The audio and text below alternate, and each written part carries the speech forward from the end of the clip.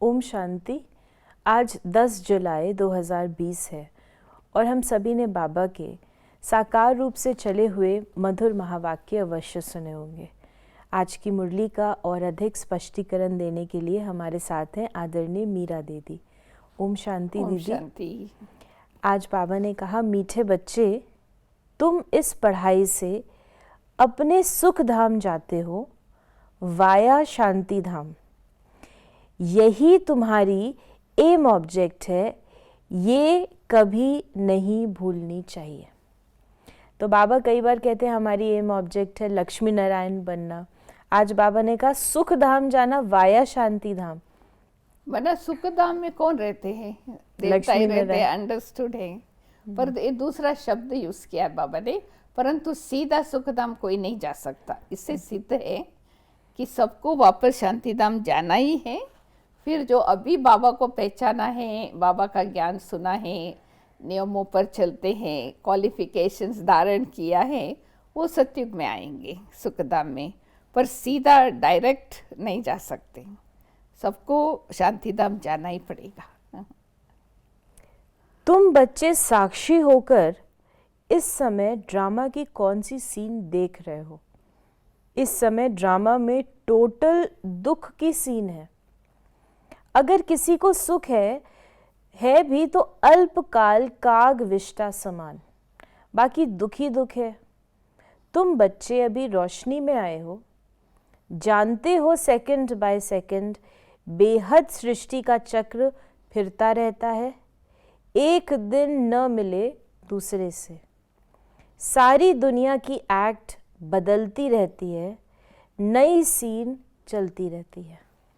ये वंडरफुल बात है बाबा की ड्रामा के बारे में। सेकंड बाय सेकंड ड्रामा चल रही है और नई सीन इमर्ज होता है।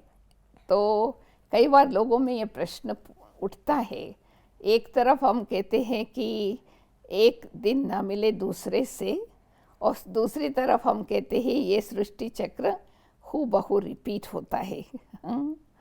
तो इसके लिए हमको ये समझना चाहिए कि ड्रामा कभी पुराना नहीं होता है। ड्रामा हर घड़ी नया ही नया है। It's always new, because until it happens, it's ever new. That means NKNEW. हमको पता नहीं है कि अभी इसके बाद क्या होने वाला है। वही होने वाला है जो कल पर पहले हुआ था, परंतु हमको पता नहीं है। It's under suspense. That is the beauty of drama. पर एक बारी हो जाता है, we say nothing new. It is nothing new. तो इसलिए ये ड्रामा को समझना माना ये राज को समझना। It's ever new. Drama is ever new because we never new, and once it happens nothing is new, ever तो न्यू। इसलिए दूसरा हम ये भी पाठ सीख सकते हैं कि कभी भी एक दूसरे को कंपेयर ना करें। This is variety drama. एक का पार्ट न मिले दूसरे से, एक दिन न मिले दूसरे से, इसलिए नो कंपैरिजन। तो ये अच्छा रहता है। अगर हम इसको समझ जाए तो हम अप्रिशिएट करेंगे इंस्टेड ऑफ कंपैरिजन। फिर बाबा ने कहा कि निश्चय बुद्धि विजयंती, वही विजय पाएंगे। काहे की विजय पाएंगे? बाप के वर्षे की। स्वर्ग में जाना ये है बाप के वर्षे की विजय पाना। निश्चय के आधार से, अगर निश्चय नहीं है, उसमें भी 4 प्रकार का निश्चय है ना। अपने आप में निश्चय, बाबा में निश्चय, ड्रामा में निश्चय और परिवार में निश्चय। ये चारों प्रकार का निश्चय का फाउंडेशन पक्का है, तभी उसको टाइटल मिलेगा निश्चय बुद्धि विजयंती।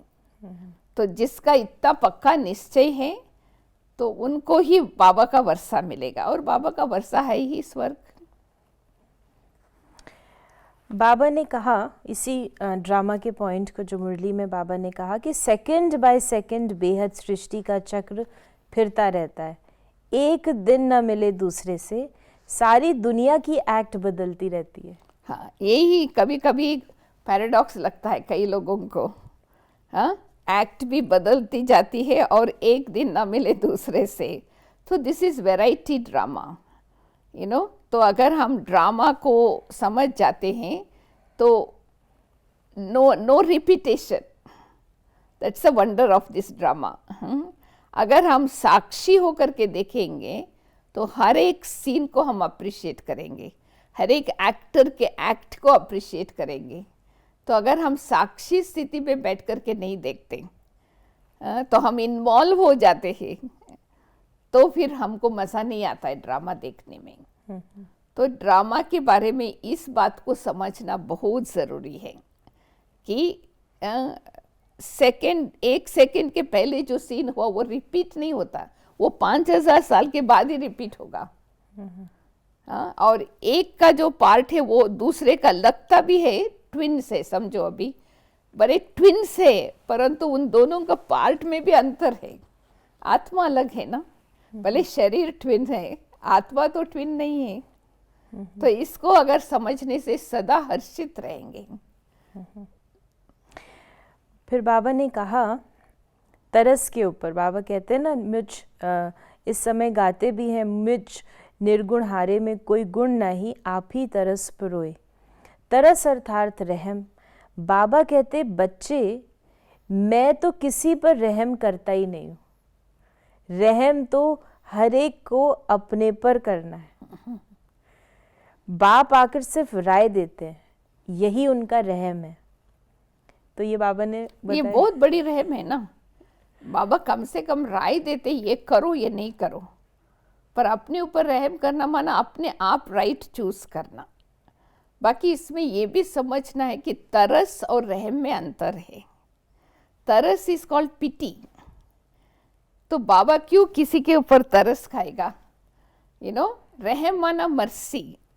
तो बाबा मर्सी दिखाते, रहम दिखाते हैं रास्ता बताने के लिए, दिस इज राइट वे, परंतु चूज तो हमको करना है, श्रीमत हमको फॉलो करना है। तो अगर हम श्रीमत को यथार्थ रीति से फॉलो करते हैं, माना समझो हम अपने ऊपर रहम किया। फिर बाबा ने कहा बाकी ये रावण राज तो फिर भी चलेगा, ड्रामा अनादि है, न रावण का दोष है न मनुष्यों का दोष है, चक्र को फिरना ही है। ये बहुत सुंदर बात है, हमको भी बहुत अच्छा लगा, क्योंकि अगर हम ड्रामा को जानते हैं तो किसी के ऊपर भी हम दोष नहीं रखेंगे। जो ड्रामा में था वो रिपीट हुआ। तो बाबा भी, जैसे हमने भी बाबा को कितना गाली दी भक्ति मार्ग में, सर्वव्यापी कहा, कुत्ते बिल्ले में कहा, बाबा ने कहा आपका दोष नहीं है, ड्रामा अनुसार आपको बोलना ही था, इसलिए बाबा को कोई गुस्सा नहीं आता है, आप परवश थे। तो अगर हम भी इस बात को धारणा करें कि जो कुछ हो रहा है ड्रामा अनुसार, किसी को भी दोष नहीं देना है, न राम को न रावण को। तो अगर किसी को दोषी बनाते हैं तो हमारे अंदर ही कुछ कमी है। तो मना हमने ड्रामा को ठीक नहीं समझा, तभी हमने या तो किसी मनुष्य को दोषी बनाया या सर्कमस्टेंसेस को दोषी बनाया। ये बहुत अच्छा धारणा की बात है, एक्सपेरिमेंट करके देखें। यानी अपने पुरुषार्थ में भी, अपने डे टू डे लाइफ में अगर हम ये समझ लें कि अगर किसी ने कुछ कहा, कुछ हुआ, तो उसका भी दोष नहीं है, निर्दोष है सारे। तो हमको कुछ सिखाना है, ड्रामा हमको कुछ सिखाना चाहते हैं तो हमको सीख करके आगे बढ़ना है। अगर हम पॉइंट आउट, हाथ अंगुली ऐसा करेंगे तो कभी अपने को इम्प्रूवमेंट नहीं कर सकते। बाबा ने कहा ये ख्याल रखना चाहिए कि अभी फेल हुए तो कल्पांतर फेल होंगे, बहुत चोट लग जाएगी, श्रीमत पर न चलने से चोट लग जाती है। सच्ची बात है ना। बाबा ने तो साइकिल का ज्ञान दिया कि चक्र हूबहू रिपीट होता है। तो अगर हम इस कल्प में फेल हुए तो नेक्स्ट कल्प में पास तो नहीं होंगे। लौकिक कॉलेजेस में 1 साल फेल हुए तो नेक्स्ट ईयर फिर वो एग्जामिनेशन दे सकते। कम से कम इतना मार्जिन है स्टूडेंट को, हम स्टूडेंट्स को इतना मार्जिन नहीं है। तो इसके लिए हमको कल्प की बाजी समझना है। अगर हम पास अभी होंगे तो कलप कलप होते रहेंगे। परंतु ड्रामा को उल्टा नहीं लेना है, ये नहीं सोचना है कि कल पर पहले हम पास होंगे तो वो अभी रिपीट होगा। अब भी हमको पुरुषार्थ करके पास होना है ताकि ये बात बाद में रिपीट होते रहे। फिर बाबा ने कहा अकेला निकल कर आना चाहिए तो बुद्धि अच्छी रीति लगी रहे। इसमें बाबा ने बताया कि जैसे बाबा कहते हैं बादलों को लाना है, छोटे बच्चों को ले आएंगे तो उनमें मोह रहेगा, बच्चों को तो वहां भी देखते रहते हैं। तो बाबा कहते हैं आप अकेले निकल के आओ जिससे बुद्धि अच्छी रीति लगी रहे। बातों उनकी बच्चों में इतना मोह होता है ना, वो तो समझते हैं कि बच्चों को भी चलो लेके जाएंगे। तो बाबा उनके लिए कहते हैं कि अगर आप बच्चों को मधुबन में लेके आएंगे तो उनके तरफ आपका ध्यान जाएगा। जिस कारण से आप मधुबन में आए हो रिफ्रेश होने के लिए, रिचार्ज करने के लिए, वो नहीं कर सकते। इसलिए बाबा कहते हैं कि आप अकेले आओ। याद से पवित्र, ज्ञान से कमाई, बाबा ने क्लैरिटी दी हमें। बहुत सुंदर है, क्योंकि knowledge is source of income. लौकिक जीवन में भी जितना पढ़ाई पढ़ेंगे उतनी कमाई होगा ना। तो हमको यहाँ पर भी वही है, जितनी पढ़ाई आपका पद ऊंचा। बाकी याद के बिना पवित्र नहीं बन सकते, पढ़ाई पवित्र नहीं बनाएंगे। It's source of income. दोनों अलग अलग डिपार्टमेंट है, उसको मिक्स नहीं करना है। फिर बाबा ने कहा जो बच्चे हैं, जो निश्चय की बात हुई कि कईयों को 7 रोज का कोर्स दो, किसी को 2 रोज में ही 3 तीर लग जाता है ज्ञान का, और अच्छा लग गया तो फिर छोड़ेंगे थोड़ी, कहेंगे हम 7 रोज और भी सीखेंगे। तो आप समझ जाएंगे कि ये इस कुल के हैं। तेज बुद्धि जो होंगे वो कोई बात की परवाह नहीं करेंगे। अच्छा, एक नौकरी छूट जाएगी दूसरी मिलेगी। बच्चे दिल वाले जो होते हैं उनकी नौकरी आदि छूटती नहीं है। या सच्ची बात है, बहुत अनुभव है कई ब्राह्मणों का। बाबा कहते ना कि जब आपको निश्चय हो जाता है बेहद का बाप आया है, तो आप नेक्स्ट ट्रेन टिकट लेके नेक्स्ट ट्रेन पकड़ के आ जाओ। भले आपका नौकरी छूट जाए, परंतु छूटेगा नहीं अगर हम सच्ची दिल से बाबा के बन कर के बाबा के पास जाना चाहते हैं तो सब सहयोग मिल जाता है। परंतु जाने वाले के दिल नहीं है तो बहाना बताते रहेंगे। दोनों अनुभव हैं कि अगर दिल नहीं है तो बहुत सारे ऑब्स्टिकल्स हैं, और अगर दिल है तो ऑब्स्टिकल्स के साथ भी नहीं। हमने अनुभव सुना है, आप मधुबन में जो भी बाबा के बच्चे आते हैं ना, उनका अनुभव सुनो। आप वो लोग कैसे पहुंचे हैं। जब उन्होंने सोचा हमको मधुबन जाना है, ना उनके पास मनी था, ना उनके पास छुट्टी थी, ना घर से परमिशन था, परंतु उन्होंने संकल्प कर दिया हमको जाना है। तो जब जाने का टाइम आया तो कैसे ही सब कुछ ठीक हो गया। छुट्टी भी मिल गई, घर से भी, ऑफिस से भी छुट्टी, पैसा भी आ गया। तो ये दिल की बात है। अगर दिल का प्यार है बाबा के साथ, उसको बाबा कहाँ ना कहाँ से किसी न किसी द्वारा मदद करेगा ज़रूर। बाप समझाते हैं बच्चे अंतर्मुख होकर अपना चार्ट रखो तो जो भूलें होती हैं उनका पश्चाताप कर सकेंगे। ये जैसे योग बल से अपने को माफ़ करते हो। बाबा कोई क्षमा या माफ़ नहीं करते हैं। ड्रामा में क्षमा अक्षर ही नहीं है, तुमको अपनी मेहनत करनी है। माना हम अंतर्मुखी होकर के अपने आप को, अंतर्मुखता का इंग्लिश में 3 अर्थ है। One is introversion, then is introspection, inner inspection, self assessment, और तीसरा है इनवर्डलीनेस। तो जब भी हम अंतर्मुखी होंगे तो अपने आप को आईने में देख सकते हैं। तो अगर हमने भूल किया तो अपने आप को ही क्षमा करना है। तो अपने आप को क्षमा करने का मतलब कि दोबारा वो भूल नहीं करें। तो ऐसा नहीं कि हम क्षमा मांग लेते बाबा से फिर रिपीट करते रहेंगे। इसलिए बाबा कहते क्षमा अक्षर है ही नहीं। यानी जो बाबा ने भी क्लैरिटी दी हमें कि योग से ही हम अपने आप को ऊपर रहम भी कर रहे हैं, अपनी क्षमा भी दे रहे हैं। न ड्रामा क्षमा देगा, न बाबा देगा। वरना अगर हम श्रीमत पर चलते तो अपने आप के ऊपर रहम किया, और यहाँ पर अपने आप को चेकिंग करके अपने आप को हमने क्षमा किया, अपने आप को पनिशमेंट नहीं दिया, क्षमा किया, माना अपने आप से प्रतिज्ञा किया कि मैं दोबारा नहीं करूँगी। तो ये भगवान का काम नहीं है, ये हमारा ये काम हमें है, खुद मेहनत करनी है। मेहनत करनी है। या आज का वरदान है, निरंतर याद द्वारा अविनाशी कमाई जमा करने वाले सर्व खजानों के अधिकारी भव।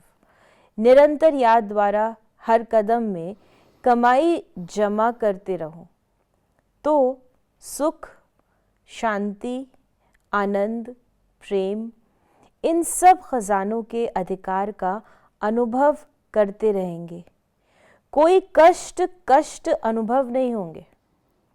संगम पर ब्राह्मणों को कोई कष्ट हो नहीं सकता। यदि कोई कष्ट आता भी है तो बाप की याद दिलाने के लिए।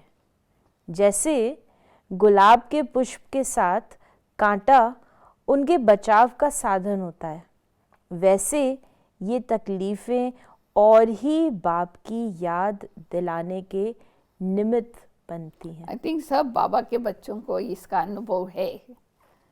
कोई भी शरीर की भी पीड़ा आती है, दर्द होता है, तो वो भी एक बाबा की याद दिलाते ना। मुख से नेचुरली बाबा बाबा निकलता है, दिल से बाबा निकलता है।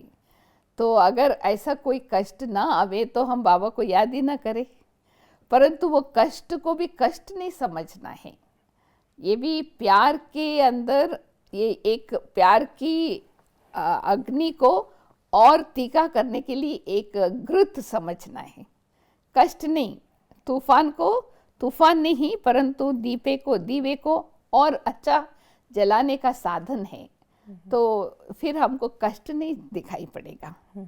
परंतु एक बात हमको क्लैरिफाई करना था, इसमें बाबा ने यहाँ पर कहा योग से कमाई। पहले बाबा ने कहा था ज्ञान से कमाई, योग से पवित्र था। अभी किस हिसाब से बाबा ने यहाँ पर कहा योग से कमाई, माना जितना हम बाबा को याद करते जाते हैं, बाकी सब खजाने जैसे सुख, शांति, पवित्रता, ये सब खजाने के रूप में अपना बनता जाता है। इसी हिसाब से हम कह सकते हैं ज्ञान से कमाई है। यानी जो ट्रेजर है, जो सटल हमारे जो ट्रेजर है, वो अपना बन जाता है।